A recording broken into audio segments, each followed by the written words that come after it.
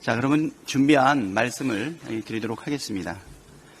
윤석열 대통령이 오늘 취임 2주년 기자회견을 했습니다. 혹시나 하는 심정으로 지켜봤지만 결과는 역시나였습니다. 총선 결과에 대한 성찰은 전혀 찾아볼 수 없었습니다. 국민의 기대에 전혀 부응하지 못하는 몹시 실망스러운 회견이었습니다. 총선 이후 국민이 요구한 것은 국정 운영의 방향과 태도를 바꾸라는 것입니다. 그런데 여전히 나는 잘했는데 소통이 부족했다고 고집하고 있습니다. 오답을 써놓고 정답이라고 우기는 것과 뭐가 다릅니까? 방향과 태도도 문제입니다. 내용도 문제입니다. 정부가 책임져야 할 사안은 국회로 떠넘기고 본인이 책임져야 할 사안은 회피했습니다. 심지어 국민의 요구를 담은 민주당의 민생회복지원금 지급 요청과 최해병 특검법에 대해서는 제대로 된 언급조차 피하면서 사실상 거부의 입장을 밝혔습니다. 민생을 외면하고 국민의 생명을 또다시 저버린 처사에 강하게 분노합니다. 과일 하나조차 마음 놓고 사지 못하고 한참을 고민하는 국민의 마음을 아는지, 줄폐업의 위기에 내몰린 자영업자들의 어려움을 조금이라도 알고 있는지, 해병대원의 억울한 죽음에 공분하는 국민의 마음을 손틈만큼이라도 공감하고 있는지 따져묻지 않을 수 없습니다. 그동안 윤석열 대통령은 총선 결과에 대해 숙고하고 성찰할 충분한 시간이 있었습니다. 더불어민주당은 지난 영수회담에서 국민의 요구를 가감없이 전했습니다. 그럼에도 윤석열 대통령은 민심을 수용하고 변화할 기회를 스스로 걷어찼습니다. 모든 행위에는 책임이 따르기 마련입니다. 윤석열 대통령 또한 자신의 행위에 대한 책임을 반드시 지게 될 것입니다. 대통령은 국민의 삶을 돌볼 책임, 국민의 생명과 안전을 지킬 책임이 있습니다. 우리가 민생회복지원금 지급과 최해병 특검법 수용을 요구한 것은 대통령이 해야 할 가장 기본적인 책무를 다하라는 것이었습니다. 오늘 기자회견을 통해 윤석열 대통령이 국민의 삶을 돌볼 마음도 국민의 생명을 지킬 의지도 없다는 사실이 재차 확인되었습니다. 윤석열 대통령께 다시 한번 촉구합니다. 이런저런 토달지 말고 최해병 특검법을 전면 수용하십시오. 만일 최해병 특검법에 대해 거부권을 행사한다면 이후 발생할 모든 일에 대한 책임은 오롯이 대통령이 져야 할 일일 것입니다. 국민의힘 의원들께도 촉구합니다. 권력의 편이 아니라 국민의 편에 서십시오. 국회의원이 지켜야 할 것은 국민이지 무책임한 권력이 아닙니다. 권력을 지키기 위해 국민을 배신한다면 더 큰 국민의 심판을 받게 된다는 역사적 교훈을 되새기십시오. 권력은 짧고 역사는 영원합니다. 우리의 경고를 가볍게 흘려듣지 마시기 바랍니다. 대통령은 외면했지만 더불어민주당은 외면하지 않겠습니다. 민생을 돌보고 국민의 생명을 지키는 일에 책임을 다하겠습니다. 최해병 특검법 관철을 위해 민생 회복을 위해 할 수 있는 모든 권한을 동원하고 할 수 있는 최대치의 노력을 하겠습니다. 그것이 헌정사상 첫 야당 단독 과반 의석을 만들어주신 국민 여러분께 화답하는 길이라고 믿습니다. 감사합니다. 질문 있으시면 손 들고 질문해 주시기 바랍니다. 소속과 성함은 밝혀주시고요.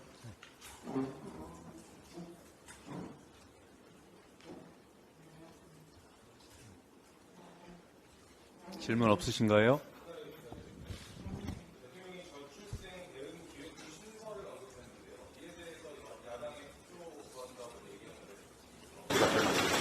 네, 저출생 정말 심각한 문제 아닐 수 없습니다.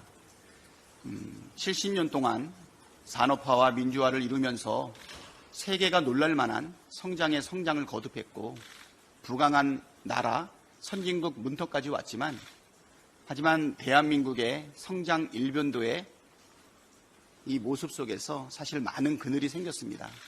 젊은이들이 미래를 불안해하고 결혼, 연애, 그리고 출생을 줄이고 있습니다. 우리나라의 가장 커다란 문제는 젊은이들이 아이를 적게 낳는다는 것입니다. 이 문제에 대해서 윤석열 대통령께서 저출생과 관련된 특별한 정부 기구를 만들겠다, 전담부를 만들겠다, 기획부를 만들겠다고 이야기한 것은 전향적으로 찬성하는 바입니다. 야당으로서 협조할 일이 있는지, 저출생 문제를 해결하기 위해서 함께 해야 될 부분이 있는지에 대해서는 전향적으로 함께 검토하도록 하겠습니다.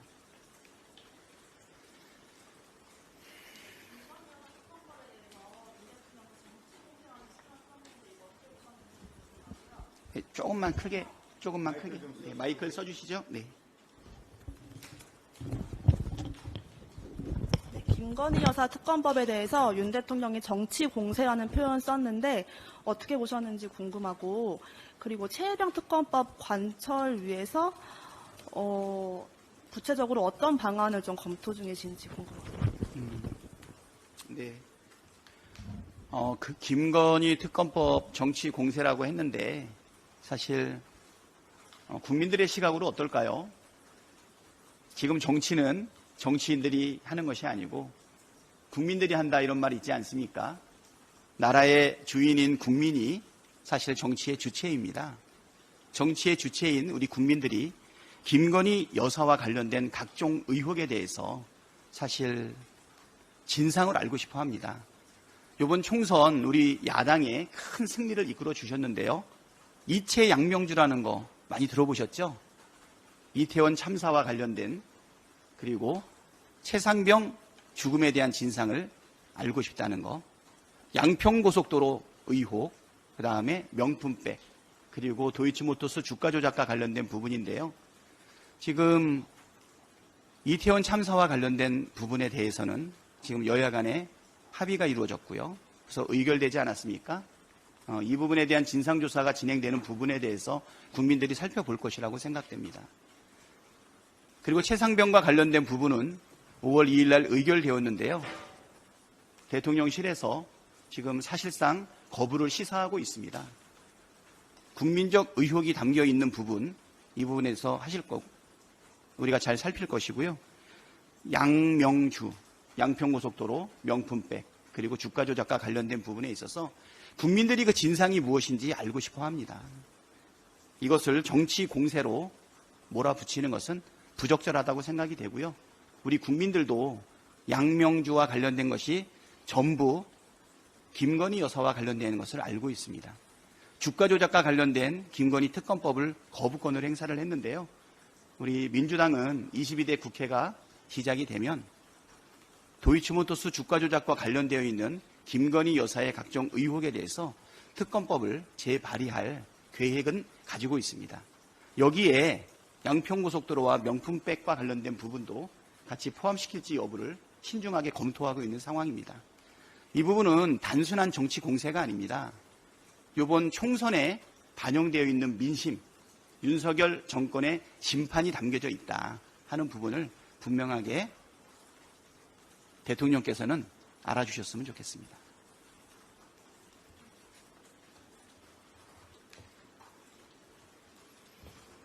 네. 마이크 사용해 주시죠. 네. 매경낙헌 김혜진입니다. 저 윤석열 대통령께서 금투세 폐지하는 걸 야당이 협조한다고 또 요구하셨더라고요. 그래서 여기에 대해서 입장 어떠신지 궁금합니다. 금융투자소득세 폐지와 관련해서는 사실 여론이 좀 분분하고 있습니다. 금융소득 5천만 원 이상 되는 사람들에게 사실은 세금을 부과하는 부분이죠. 약 0.5% 정도 되나요? 예. 대부분의 금융투자를 하고 있는 시민들 입장에서는 관련 세금에 대해 가지고 적용되지 않고 있습니다. 그래서 크게 금투세가 일반 금융 투자자들한테는 오히려 세제의 혜택을 줄 수 있다라고 하는 사실 의견들이 많이 있는 상황에서 또 한편으로는 금투세 폐지를 요구하고 있는 시민들의 목소리도 같이 있는 것은 사실입니다. 신중하게 검토해서 조세 정의와 국민들이 원하고 있는 것이 무엇인지 잘 파악해서 신중하게 우리가 대응하겠습니다. 금투세에 대한 오해도 많이 있다는 것을, 그래서 이 부분에 대해서 국민들과 소통의 시간도 충분히 갖겠습니다.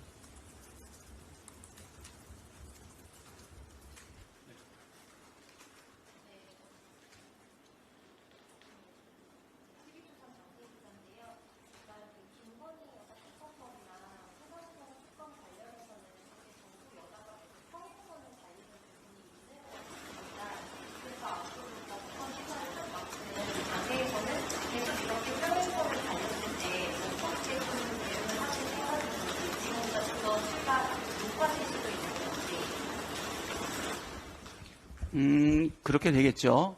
네. 윤석열 대통령이 국정기조를 바꾸지 않는다면 총선 결과에 반영된 민심에 대해서 적절하게 반응하지 않는다면 아마 국민들의 요구와 심판의 목소리는 더욱더 거세지지 않을까 생각이 됩니다. 삼권 분립이 명확한 민주국가에서 지금 행정부는 과도하게 입법권을 침해하고 있습니다. 2년 만에 9번의 사실 거부권을 행사하지 않았습니까? 앞으로도 특검과 관련된 부분에 있어서 계속적으로 거부권을 행사한다라고 하게 되면 국민들과 함께 이 부분에 대해서 분명한 저항의 목소리 나타내야 될 거라고 생각이 되고요. 역대 어떤 대통령도 가족들의 비리에 대해서 이것을 보호하고 거부하는 대통령이 있었습니까? 지금 대한민국의 민주주의 이게 추락하고 독재화가 진행된다고 외국의 언론들이 이야기하고 있는데요. 윤석열 대통령께서는 국민들의 공정과 상식을 바라는 그 마음을 헤아려 주시고 자기 편, 자기 가족, 자기 측근들의 이익만을 생각하시면 대한민국의 대통령으로서 적절하지 못하다라는 것을 유념해 주시기 바랍니다.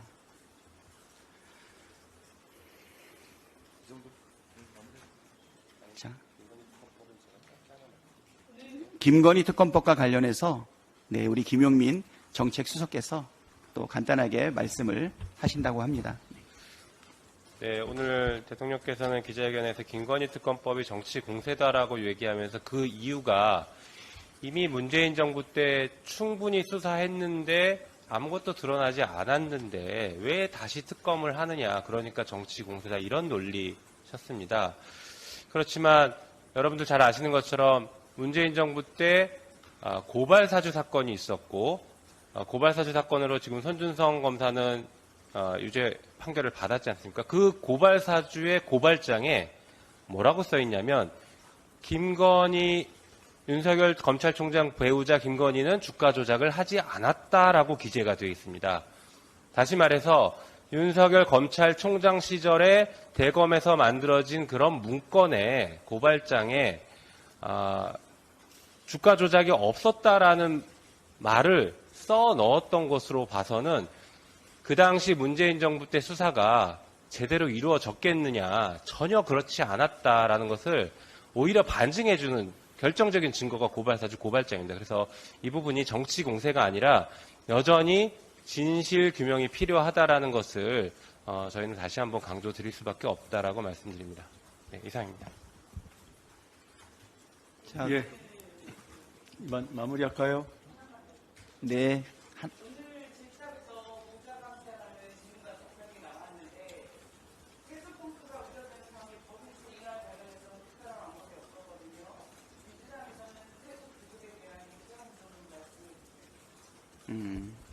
자, 세수 부족과 관련된 부분, 사실 민주주의 후퇴할 뿐만 아니라 민생도 어려워지고 지금 경제도 지금 회복하지 못할 정도로 망가지는 것 아닌가 국민들이 많이 걱정을 하고 있는데요. 지금 세수가 약 56조 정도 펑크난 것으로 알고 있고요. 올해도 작년 대비 몇 조의 세수 감소가 지금 이루어지고 있는 상황입니다. 그럼에도 불구하고 조세 정책과 관련해서 초부자들에 대한 감세 정책을 지금 유지하고 있어요. 그거 정말 적절하지 않다고 생각이 됩니다. 네. 세원이 모자란 상태에서 초부자 감세 정책을 유지하는 것은 적절하지 않고요. 다만 재정적으로 어렵고 또 세수가 부족하다 하더라도 지금 국민 경제를 생각하면 소비는 위축되고 투자는 감소하고 수출과 관련된 부분도 불확실성이 높을 때 이때 민생 경제를 살릴 수 있는 가장 효과적인 수단은 재정 지출이라고 생각이 됩니다. 지금 우리가 민생 회복 지원금 1인당 25만 원, 4인 가족 기준으로 하게 되면 한 100만 원 되겠죠? 이것을 소멸성 지역 화폐로 지급했을 때 민생에 도움이 되고 경제를 살릴 수 있고 골목 상권도 그리고 실질 소득이 감소하고 있는 우리 국민들의 주머니에도 큰 도움이 된다고 생각이 되는데요. 이 부분을 지금 안 하고 계세요. 자, 그렇다면 어렵기 때문에 재정이 힘들기 때문에 아무것도 안 한다면 정부가 왜 필요합니까? 민생 지원 또 민생 회복을 위한 이 지원금 거절하신다면 다른 민생 회복을 위한 특별한 정책이 있는지 그거 밝혀야 되는 것 아니겠습니까? 사실 요번에 우리가 요구했던 것 두 가지였죠. 민생회복 지원금에 대해서 수용해달라. 우리는 얼마든지 협치할 마음이 되어 있다. 추경 필요하다면 재원 확보를 위한 협의에 적극적으로 나서고 필요하다면 담판도 하겠다. 총 규모가 13조가 적절하지 않냐. 아니면 모두에게 25만 원 주는 게 적절하지 않냐. 만약에 구체적인 방법에 대해서 요청을 한다 그러면 충분히 협의할 용의가 있는데요. 그냥 거절하고 있지 않습니까? 그렇다면 민생과 경제, 국민의 삶을 책임져야 될 정부 입장에서는 다른 대안도 내려놓으셔야죠. 단순하게 재정 문제 때문에 아무것도 하지 않겠다라고 이야기하고 있는데요. 한편으로는 이번 총선 목전에 거의 관건 선거 비슷한 거 일어나지 않았습니까?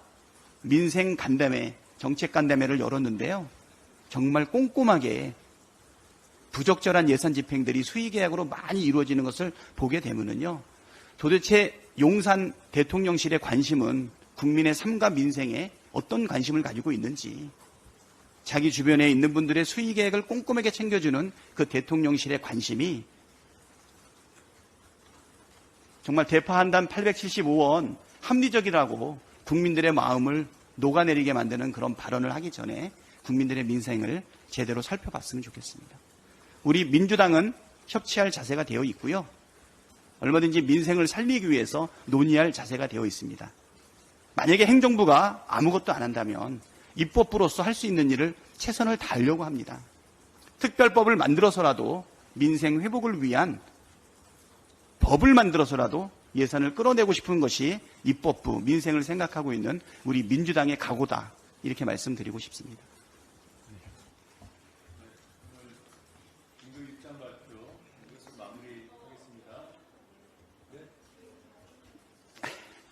그럼 요거를 마지막 질문으로 해도 될까요?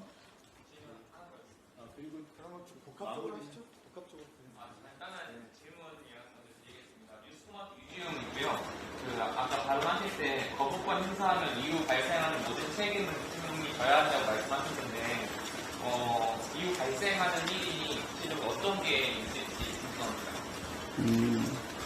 뭐 예측이 다 될 수도 있겠지만 예측이 안 되는 부분도 있을 수 있겠죠.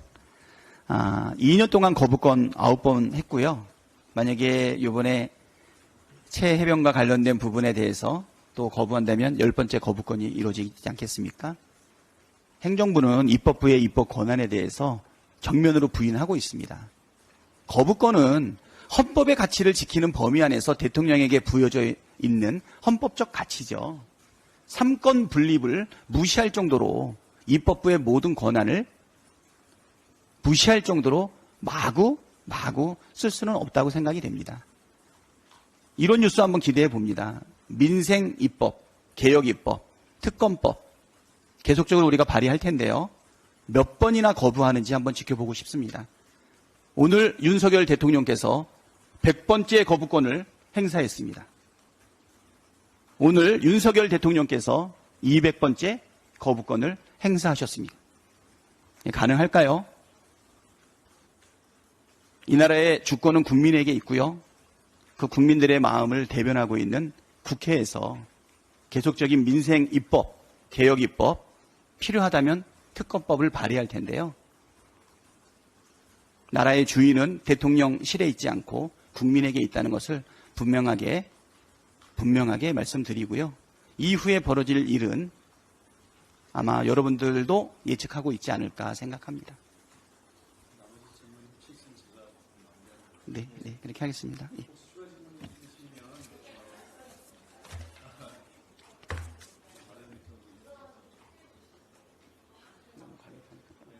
이번 질문을 마지막 질문으로 하고요.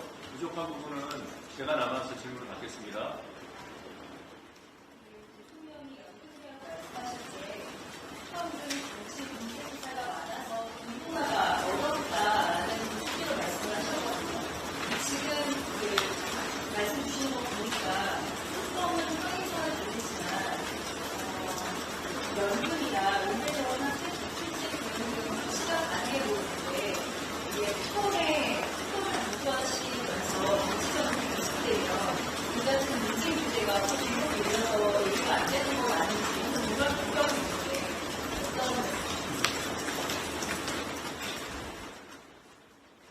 네.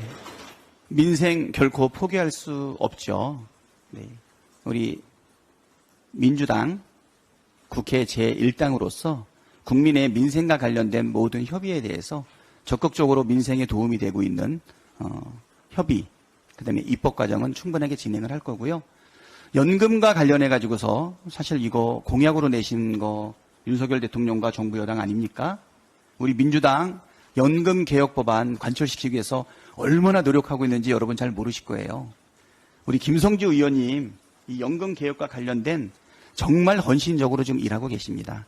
저희는 어떻게 해서라도 이 연금과 관련된 부분을 여야 간의 합의를 통해서 통과시키려고 노력하고 있는데요. 의지가 없는 것 같아요. 던져놓고 의지가 없는 것 같습니다.